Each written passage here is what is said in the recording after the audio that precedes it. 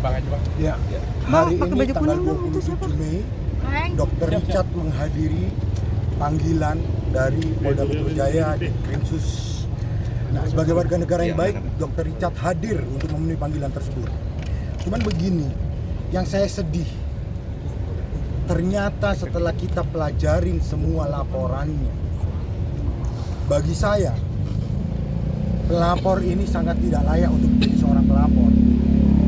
Banyak barang bukti yang setelah kita teliti, ternyata jauh sekali dari perbuatan pidana yang dituduhkan kepada Dr. Richard.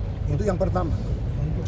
Yang kedua, Dr. Richard ini selama ini sudah mencoba untuk diam, dalam artian beliau ini sekarang kan lebih apa ya, lebih bijaksana lah dalam menghadapi sebuah perkara, dalam sebuah kasus begitu.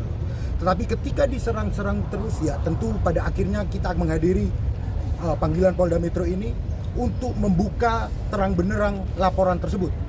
Dan saya sangat yakin, sekali lagi saya sangat yakin, laporan ini jauh daripada perbuatan pidana. Itu dulu.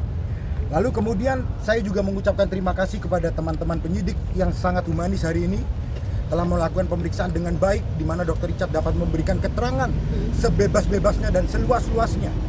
Itu menurut kami sangat perlu diapresiasi. Kami menyampaikan terima kasih kepada pejabat utama Polda Metro Jaya, Pak Kapolda, Pak Direk Krimsus, Pak Wadir Krimsus, Pak Kanit, Pak Panit, semua sangat humanis dan kami merasa sangat diperlakukan dengan sangat amat baik. Itu dulu yang perlu kami sampaikan. Bang, laporan apa bang yang tadi tidak sesuai dengan apa yang di fakta yang ada temukan lah gitu? Begini, mengenai pokok materi yang sudah kami berikan dan tuangkan dalam berita acara pemeriksaan, kami tidak bisa buka karena kami memiliki strategi pembelaan. Tentu kami akan hadapi proses hukum dan menghormati proses hukum. Tetapi yang pasti bagi kami, laporan ini jauh daripada dugaan tindak pidana sebagaimana yang dilaporkan. Kami memiliki dasar mengatakan demikian. Artinya abang yakin di sini bahwa klien abang itu nggak ada masuk unsur pidana gitu ya? Begini, kami tidak yakin hanya berdasarkan apa yang ingin kami sampaikan. Kami yakin berdasarkan fakta dan pembuktian. Bukti-bukti yang sudah kami lihat, kami yakin bahwa ini jauh daripada dugaan tindak pidana yang dilaporkan. Dilaporkan dalam hal apa bang? Dugaannya? Ya, itu bisa ditanyakan kepada teman-teman penyidik atau Pak Kabid Humas. Tapi dalam rangka ini kami ingin menyampaikan bahwa sekali lagi Dr. Richard sudah menghadiri panggilan dari Polda Metro Jaya dan sudah memberikan BAP, menuangkan semuanya dalam berita acara pemeriksaan dengan sangat amat baik dan seluas-luasnya dan sebebas-bebasnya. Ada berapa pertanyaan ya? Oh, kita nggak hitung. Ya, belum. Dari jam berapa ini dari jam berapa? Dari jam 11. Dari jam 11 tadi. Kurang lebih. Poin-poinnya aja mungkin dok, pendapat. Benang merahnya apa sih dok? Wah, aku mungkin nggak bisa spill, tapi mungkin ya jadi kekecewaan aku karena kan waktuku juga padat ya. Waktuku juga padat banget. Aku agak kecewa tadi di BAP. Aku ngelihat apa ya, yang laporinnya juga, mohon maaf ya, menurut aku ya, belinya juga tidak di platform resmi. Belinya juga terindikasi barangnya bukan barang palsu. Jadi bukan barang asli ya, bukan barang asli. Bahkan bukan beli di tempat aku. Yang kayak gitu punya bisa dilaporkan. Makanya pengacara aku pede, makanya pengacara aku tadi bilang bahwa kita jauh banget dari unsur pidana. Orang belinya aja nggak di tempat aku kok.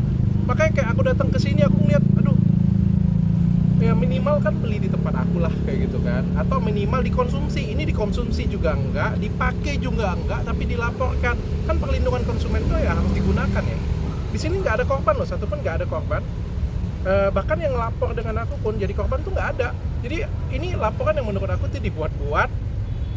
Aku nggak tahu tujuannya apa, nggak tahu maksud dan tujuannya apa ya. Tapi sebagai warga Indonesia yang baik aku datang. Juga komunikasi dengan pelapor nggak? Dengan adanya ini mungkin tidak selaras ya. Apa kita komunikasikan? Kita kan sudah masuk ke proses hukum ya, kita hadapi proses hukumnya. Tapi begini, tadi Dr. Richard sudah menyampaikan sedikit bahwa yang dilaporkan salah satunya adalah perlindungan konsumen. Yang perlu kita garis bawahi adalah yang namanya konsumen itu pasti mengkonsumsi. Sedangkan apa yang tadi kami lihat, semua produk-produk yang diperlihatkan tidak ada satupun yang dikonsumsi. Pertanyaannya, apakah pelapor dapat disebut sebagai konsumen? Karena seluruh produk yang dihadirkan tidak pernah dikonsumsi secara langsung. Jadi produk yang dihadirkan adalah produk yang utuh. Dan kami duga, sekali lagi kami duga, bukan merupakan produk yang dibeli dari platform resmi. Itu yang pertama. Yang kedua, bukan diduga, memang nggak beli di tempat resmi. ya, bukan beli di tempat resmi. Dan yang kedua, ada indikasi bahwa produk tersebut bukanlah yang dijual oleh Dr. Richard. Artinya palsu. Ada perbedaan di situ. Kami belum bisa menyimpulkan, tetapi yang bisa kami sampaikan ada perbedaan dengan yang original yang Dr. Richard jual. Ya, yang aku duga juga sepertinya mungkin ya, aku nggak bisa ngomong ya, karena itu kan nggak beli di platform resmiku ya. Jadi bisa jadi itu juga bukan kode aku, bisa jadi itu dibuat-buat, dikarang-karang, aku nggak tahu sih. Tapi yang jelas bukan beli di tempat resmiku dan juga nggak ada korban di sini. Jadi aku tuh duduk ngabisin waktu, aku tuh bingung juga apa yang dipermasalahkan di sini. Korbannya nggak ada, belinya nggak di tempat aku, tapi dilaporkan. Ya, tapi udahlah kalau kita diundang ya, saya menghormatin pihak kepolisian di sini. Polisi ngundang saya memberikan keterangan. Ini kan bisa dibilang Biasanya beli ada di reseller reseller mungkin. Ya, Athena tidak memiliki reseller, jadi kita nggak punya reseller. Oh, Jadi nggak punya reseller resmi, Dok? tidak, Athena tidak punya reseller. Yang punya reseller itu Glowtech ya. Itu Glowtech itu perusahaan istri. Memang sistemnya distribusi. Kalau Athena sendiri kita nggak punya reseller dan kita tidak punya reseller resmi, nggak punya. Jadi bukan platform resmi kita. Gimana lah? Bahkan kayak gini ya. Ini kasusnya dalam ya.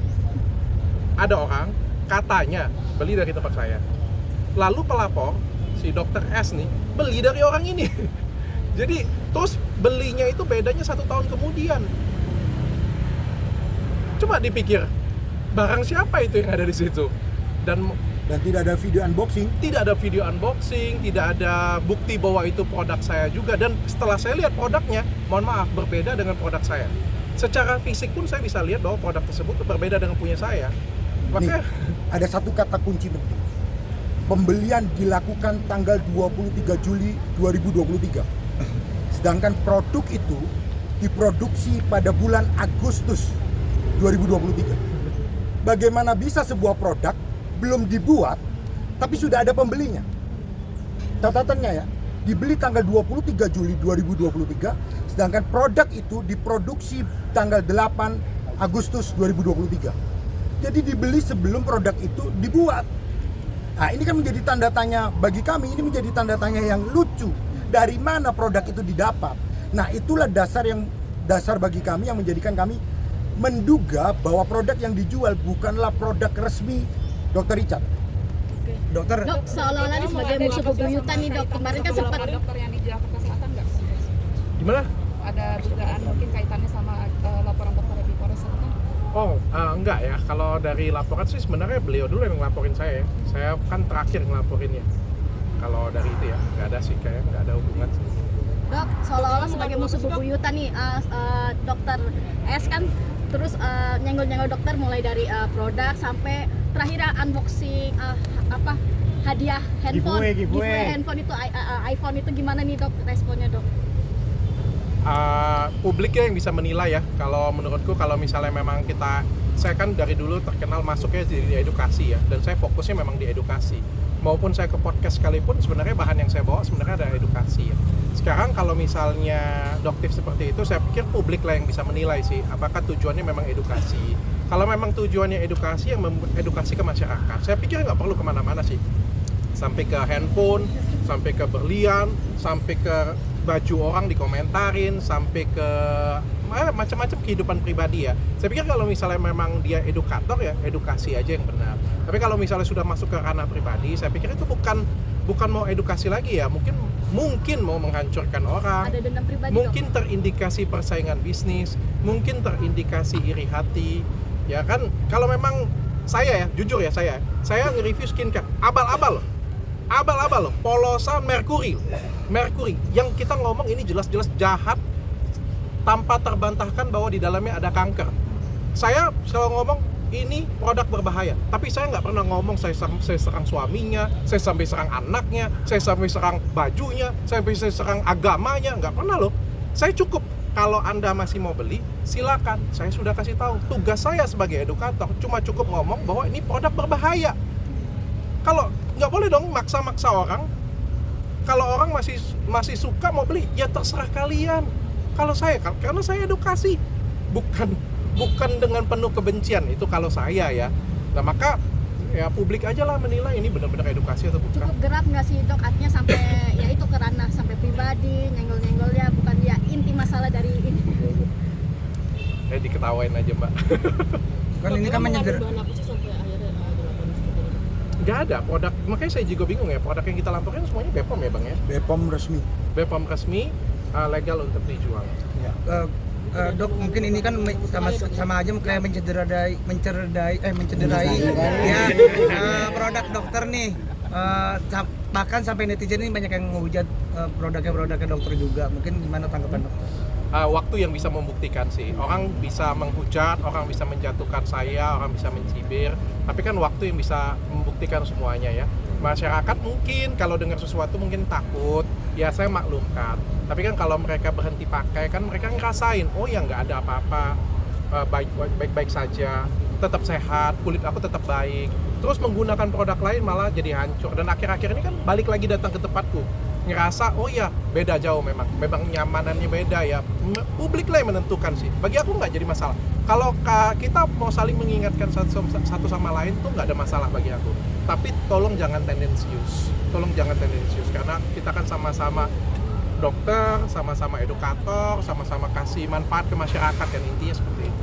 Dok, kerugiannya so far setelah dilaporkan ini sama dokter apa dok? Mungkin berapa ratusan juta kah kerugiannya atau gimana dok? Untuk omsetnya? Atau omset menurun? Aku nggak pernah khawatirin itu sih. Aku kan terus buat karya aja ya. Kita terus buat karya yang terbaik saja. Aku nggak pernah mengkhawatirkan masalah omset, masalah dagang sih sebenarnya sih. Karena selama itu aku buat dengan sepenuh hati, selama ini selalu makin baik sih. Yang aku kalau ngomong kerugian ya pasti besar ya, nama baik kan nggak ada harganya ya pasti semuanya ya. Tapi aku percaya Allah sih, jadi aku serahkan aja semuanya. Sempet kena mental nggak dok? Digempur mulu nih. Ya, aku harap bisa cepat buka mata masyarakat aja sih.